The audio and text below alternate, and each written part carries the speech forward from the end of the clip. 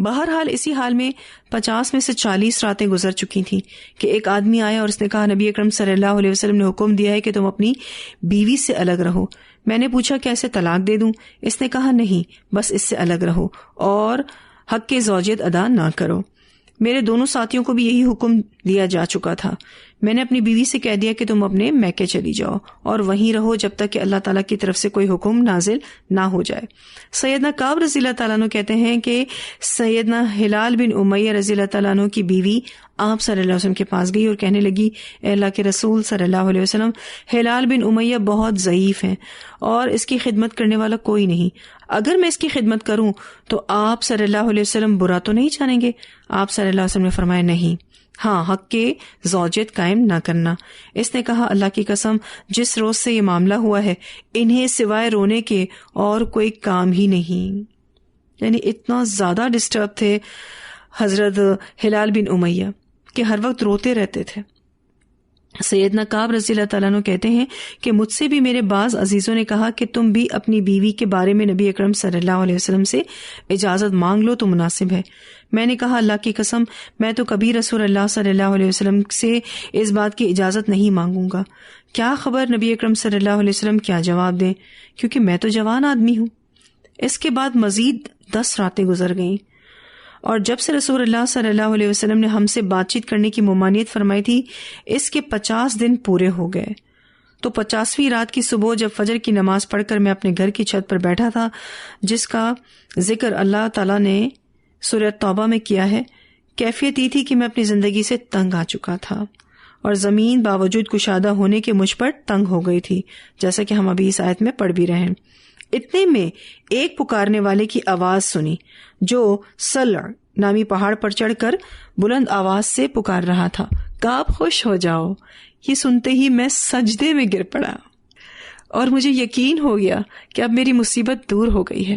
نبی اکرم صلی اللہ علیہ وسلم نے فجر کی نماز کے بعد لوگوں کو اطلاع دی کہ اللہ تعالیٰ نے ہمارا قصور معاف کر دیا ہے. لوگ خوشخبری دینے کے لیے جوک در جوک میرے پاس اور میرے دونوں ساتھیوں کے پاس پہنچنے لگے. ایک شخص سیدنا زبیر بن عوام رضی اللہ تعالیٰ عنہ گھوڑا دوڑاتے ہوئے میری طرف آئے اور اسلم قبیلے کا ایک شخص دوڑ کر پہاڑ پر چڑھ گیا. بہرحال پہاڑ والے کی آواز مجھ تک گھوڑے والے کی آواز سے پہلے پہنچ گئی. جب یہ شخص کہ جس کی بشارت دینے کی آواز مجھے پہنچی تھی میرے پاس آیا تو میں نے خوشی میں اپنے کپڑے اتار کر اسے پہنا دیے. واللہ اس دن کپڑوں میں سے میرے پاس یہی 2 کپڑے تھے اور میں نے ابو قتادہ سے 2 کپڑے مانگ کر پہنے.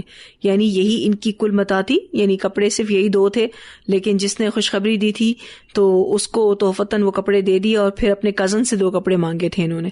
اور رسول اللہ صلی اللہ علیہ وسلم کی طرف چلا. راستے میں لوگ جوگ در جوگ ملتے، توبہ قبول ہونے کی مبارکباد دیتے اور کہتے کہ تمہیں اللہ کی طرف سے معافی مبارک ہو. صحابہ کرام کا آپ رویہ دیکھ رہے ہیں کہ سارے کتنے خوش ہیں کیونکہ ان کے بھائی کی توبہ قبول ہو گئی تھی. اچھا، جب تک نبی اکرم صلی اللہ علیہ وسلم کی طرف سے یہ حکم تھا کہ سوشل بائیکاٹ کرنا ہے تب تک کسی نے بھی بات نہیں کی. ایون تنہائی میں بھی اگر ملاقات ہوئی ہے حضرت کعب سے تو بھی بات نہیں کی. آپ صحابہ کرام کا سمعنا و اطعنا بھی دیکھ سکتے ہیں اور پھر اس کے بعد جیسے ہی حضرت کعب اور ان کے ساتھیوں کی توبہ قبول ہوئی، معافی مل گئی، تو ان کی خوشی بھی دیکھ سکتے ہیں کہ اپنے مسلمان بھائی کی ایک طرح سے معافی کو وہ کتنا انجوائے کر رہے ہیں، کتنا خوش ہو رہے ہیں. سیدنا کعب رضی اللہ تعالیٰ عنہ کہتے ہیں کہ جب میں مسجد میں داخل ہوا تو دیکھا کہ رسول اللہ صلی اللہ علیہ وسلم تشریف فرما ہے اور لوگ آپ کے گرد جمع ہیں. مجھے دیکھتے ہی سیدنا طلحہ بن عبید اللہ رضی اللہ تعالیٰ عنہ جلدی سے اٹھے، ہاتھ ملایا، مصافحہ کیا اور مبارکباد دی. اللہ کی قسم ان کے سوا مہاجرین میں سے اور کسی نے اٹھ کر مجھے مبارکباد نہیں دی اور میں ان کا یہ احسان کبھی نہ بھول پاؤں گا. سیدنا کعب رضی اللہ تعالیٰ عنہ کہتے ہیں کہ جب میں نے رسول اللہ صلی اللہ علیہ وسلم کو سلام کیا تو رسول اللہ صلی اللہ علیہ وسلم کا چہرہ مبارک خوشی سے جگمگا رہا تھا. آپ صلی اللہ علیہ وسلم نے فرمایا، کعب تجھے اس دن کی بشارت ہو جو ان سب دنوں سے بہتر ہے جب سے تیری ماں نے تجھے جنا. یعنی آپ کی زندگی کا سب سے بہترین دن ہے. کعب رضی اللہ تعالیٰ عنہ کہتے ہیں کہ میں نے عرض کی، اے اللہ کے رسول صلی اللہ علیہ وسلم، یہ خوشخبری آپ کی طرف سے ہے یا اللہ کی طرف سے؟ آپ صلی اللہ علیہ وسلم نے فرمایا، نہیں، اللہ کی طرف سے. آپ دیکھیے تقویٰ حضرت کعب رضی اللہ تعالیٰ عنہ کا کہ اگر اللہ تعالیٰ نے معاف کر دیا ہے تو ہی پرابلم سالو ہے، اور اگر صرف نبی اکرم صلی اللہ علیہ وسلم نے معاف کیا ہے تو پرابلم ابھی بھی کھڑی ہے. اور نبی اکرم صلی اللہ علیہ وسلم جب خوش ہوتے تو آپ صلی اللہ علیہ وسلم کا چہرہ مبارک چاند کی طرح روشن ہو جاتا اور ہم لوگ اس کو پہچان لیتے. سیدنا کعب رضی اللہ تعالیٰ عنہ بیان کرتے ہیں کہ جب میں آپ صلی اللہ علیہ وسلم کے سامنے بیٹھا تو میں نے عرض کی، یا رسول اللہ صلی اللہ علیہ وسلم، میں چاہتا ہوں کہ اپنی توبہ کی قبولیت کے شکریہ میں اپنا سارا مال اللہ اور اس کے رسول کو دے دوں. رسول اللہ صلی اللہ علیہ وسلم نے فرمایا، کچھ مال خیرات کرو اور کچھ اپنے لیے رہنے دو، وہ تمہارے لیے بہتری کا ذریعہ ہے. میں نے عرض کی، میں اپنا خیبر کا حصہ اپنے لیے رہنے دیتا ہوں اور باقی خیرات کرتا ہوں. پھر عرض کی، اے اللہ کے رسول صلی اللہ علیہ وسلم، بے شک سچ بولنے ہی کی وجہ سے اللہ نے مجھے نجات دی، اور میں اعلان کرتا ہوں کہ جب تک زندہ رہوں گا جھوٹ نہیں بولوں گا. اور اللہ کی قسم، جب سے میں نے رسول اللہ صلی اللہ علیہ وسلم کے سامنے یہ عہد کیا، میں کسی ایسے مسلمان کو نہیں جانتا جسے اللہ تعالیٰ نے سچ بولنے کی وجہ سے اتنا نوازا ہو جتنی نوازشات اس کی مجھ پر سچ بولنے کی وجہ سے ہیں. اور اس وقت سے لے کر آج کے دن تک میں نے کبھی قصداً جھوٹ نہیں بولا، اور مجھے امید ہے کہ اللہ تعالیٰ باقی زندگی میں بھی مجھے جھوٹ سے محفوظ رکھے گا. اس واقعے کے ضمن میں اللہ تعالیٰ نے اپنے رسول صلی اللہ علیہ وسلم پر سورہ توبہ کی آیات نازل فرمائیں. لَقَدْ تَابَ اللَّهُ عَلَى النَّبِيِّ وَالْمُهَاجِرِينَ وَالْأَنصَارِ الَّذِينَ اتَّبَعُوهُ فِي سَاعَةِ الْعُسْرَةِ مِن بَعْدِ مَا كَادَ يَزِيغُ قُلُوبُ فَرِيقٍ مِّنْهُمْ ثم تاب عليهم إنه بهم رؤوف رحيم. وعلى الثلاثة الذين خلفوا حتى إذا ضاقت عليهم الأرض بما رحبت وضاقت عليهم أنفسهم وظنوا أن لا ملجأ من الله إلا إليه ثم تاب عليهم ليتوبوا إن الله هو التواب الرحيم. يا أيها الذين آمنوا اتقوا الله وكونوا مع الصادقين. دو آیات ہم نے پڑھ لی اور انشاءاللہ ایک آیت ابھی ہماری باقی ہے. کہتے ہیں، اللہ کی قسم، میں تو اسلام لانے کے بعد سے اللہ تعالیٰ کا کوئی احسان اپنے آپ پر اس سے بڑھ کر نہیں سمجھتا کہ اس نے مجھے رسول اللہ صلی اللہ علیہ وسلم کے سامنے سچ بولنے کی توفیق عطا فرمائی اور جھوٹ سے بچا لیا. اگر میں جھوٹ بولتا تو دوسرے لوگوں کی طرح جنہوں نے جھوٹ بولا تباہ ہو جاتا.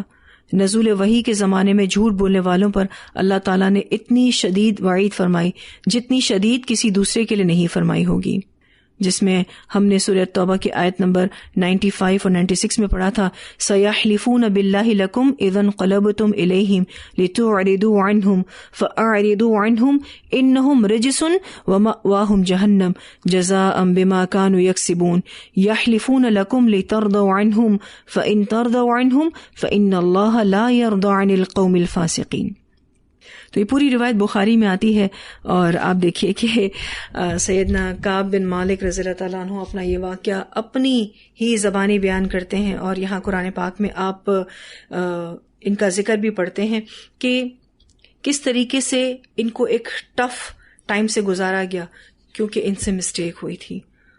یہ تینوں انصاری صحابہ تھے، دیکھا جائے تو بہت ہی سپورٹیو تھے اسلام کو، اور بہت بڑے بڑے نیک اعمال انہوں نے کیے تھے، لیکن اللہ سبحانہ تعالیٰ نے جو سوشل بائیکاٹ کی سزا ان کو دی، اس میں ان کی جو فیلنگز تھیں وہ بھی قرآن پاک میں آ گئیں کہ اللہ سبحانہ تعالیٰ فرماتے ہیں حَتَّى إِذَا ضَاقَتْ عَلَيْهِمُ الْأَرْضُ بِمَا رَحُبَتْ وَضَاقَتْ عَلَيْهِمْ أَنفُسُهُمْ.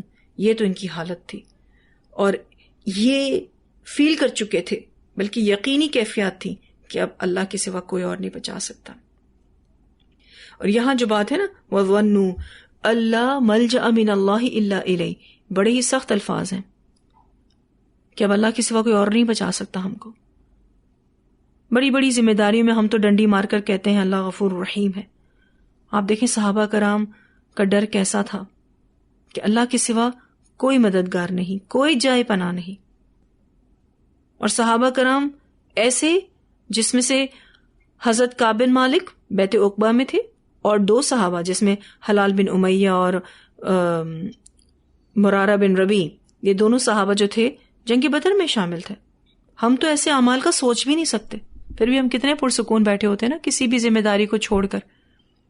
اور حضرت کعب رضی اللہ تعالیٰ عنہ کا جب یہ پوچھنا تھا نا نبی اکرم صلی اللہ علیہ وسلم کی خدمت میں آ کے کہ اے اللہ کے رسول صلی اللہ علیہ وسلم، یہ خوشخبری آپ کی طرف سے یا اللہ کی طرف سے؟ یہ تقویٰ تھا ان کا کہ اگر اللہ ناراض ہے تو مشکل وہیں کھڑی ہے. اور پھر اس کے بعد ان کا یہ کہنا کہ میں اپنا سارا مال صدقہ کر دوں، کیونکہ ان کو یہ لگ رہا تھا کہ شاید یہی وجہ تھی میری جنگ میں پیچھے رہنے کی۔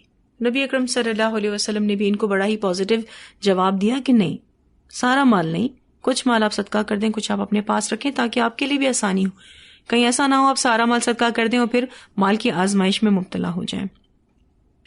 تو یہ جو واقعہ ہے جس میں ہم نے 3 صحابہ کرام کے بارے میں پڑھا اور 50 دن لگے ان کی توبہ کو قبول ہونے میں، اور رسول اللہ صلی اللہ علیہ وسلم کو لوٹنے میں 50 دن لگے، کافی بڑا ٹائم پیریڈ تھا۔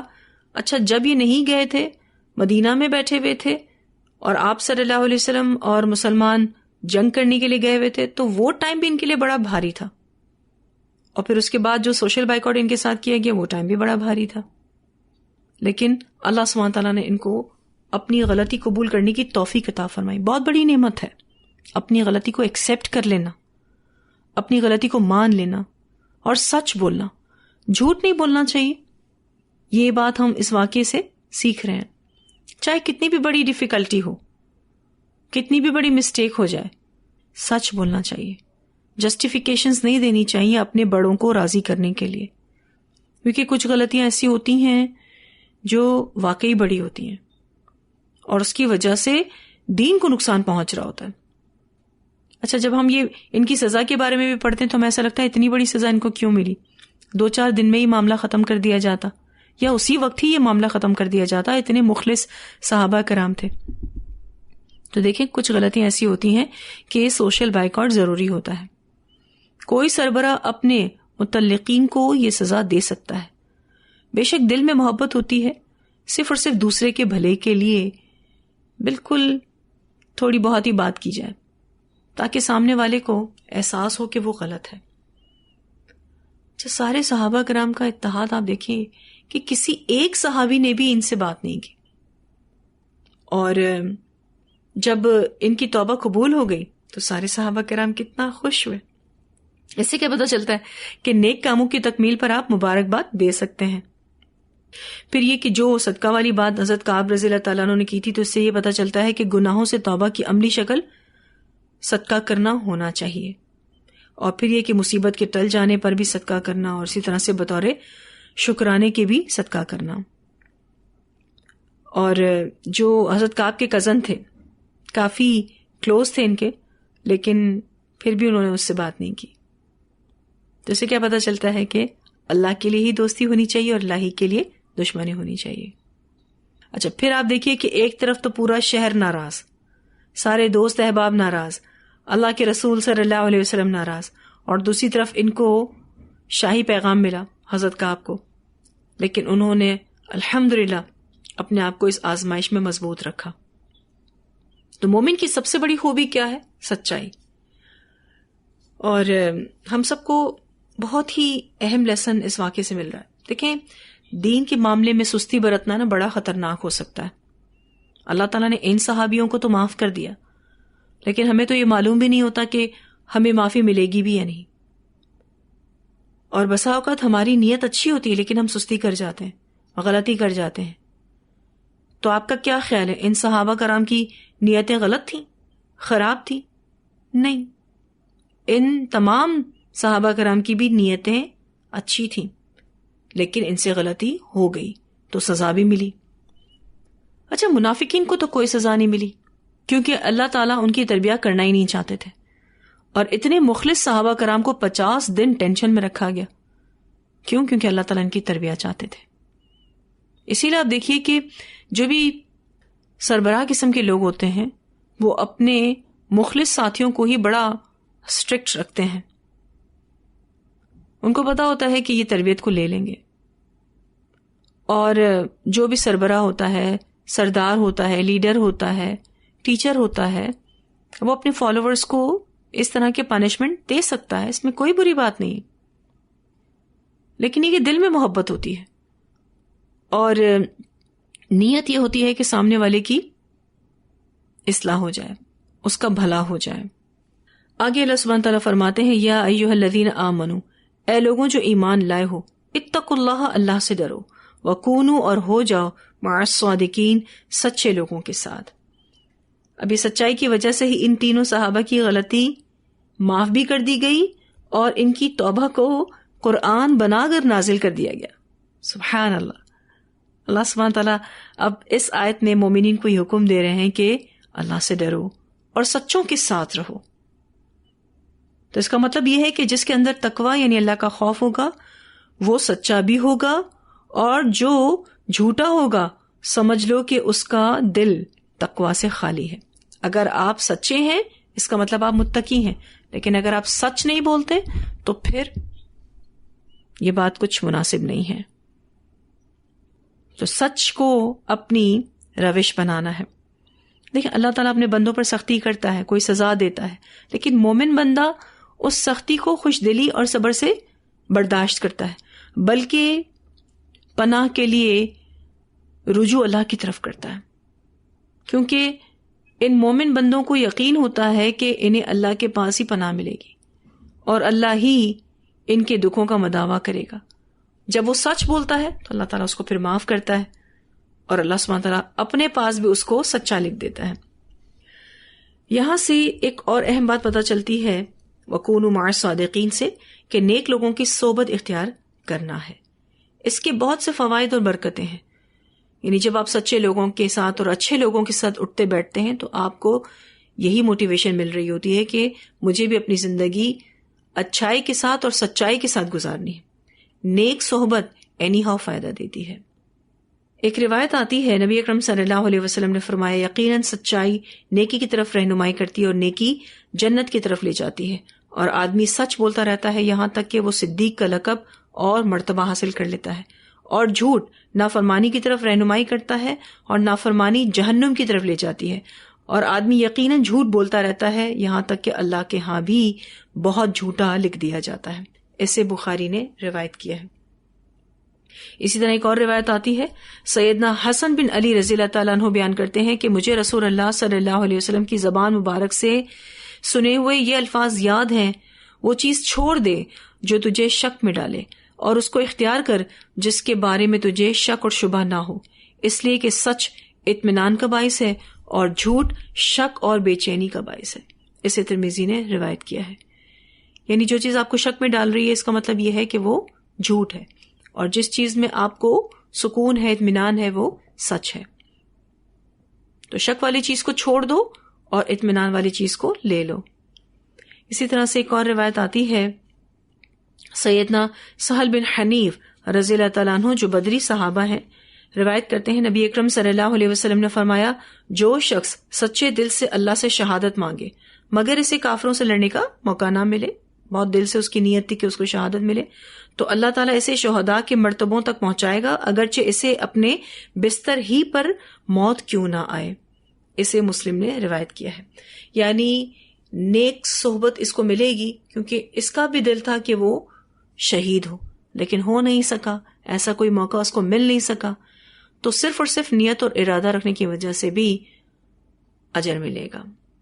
اللہ سبحانہ تعالیٰ فرماتے ہیں یا ایھا الذین آمنوا اتقوا اللہ وکونوا مع الصادقین، اے لوگوں جو ایمان لائے ہو اللہ سے ڈرو اور سچے لوگوں کے ساتھ ہو جاؤ، نیک صحبت اختیار کرو، اس کے تمہیں لازمی طور پر بہت سے فائدے اور برکتیں نصیب ہوں گی. اتنی آیات کی تلاوت سنتے. لقد تاب اللہ علی النبی والمہاجرین والانصار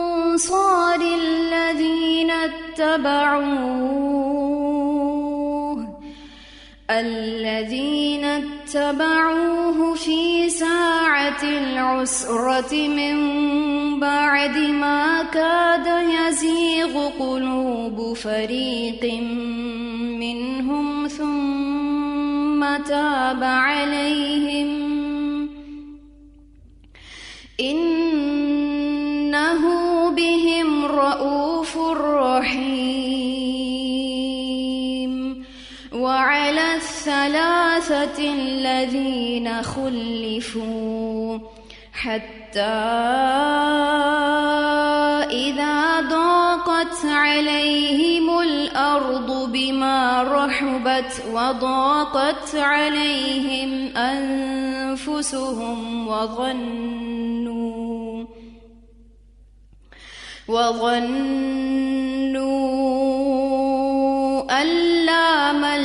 من الله إلا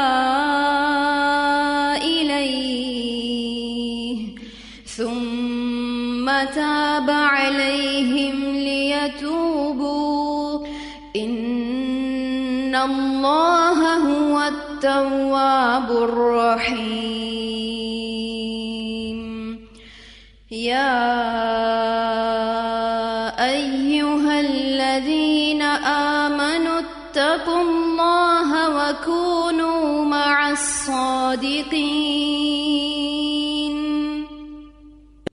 ہم نے جو یہاں 3 صحابہ کرام کے بارے میں پڑھا، اور آپ دیکھیں کہ اللہ سبحانہ تعالیٰ نے ان کی توبہ کو قبول فرمایا، اور اس کی وجہ یہ بھی بتائی کہ سچائی ہی کی وجہ سے ان تینوں صحابہ کی غلطی کو معاف کر دیا گیا، بلکہ ان کا پورا واقعہ قرآن میں ڈال دیا گیا، اور قیامت تک لوگ اس واقعے کو پڑھتے رہیں گے اور موٹیویٹ ہوتے رہیں گے اور اپنی غلطیوں سے پلٹتے رہیں گے. اور توبہ کے لیے بہت ضروری ہوتا ہے کہ انسان اپنے ساتھ سچا ہو، اپنے اللہ کے ساتھ سچا ہو.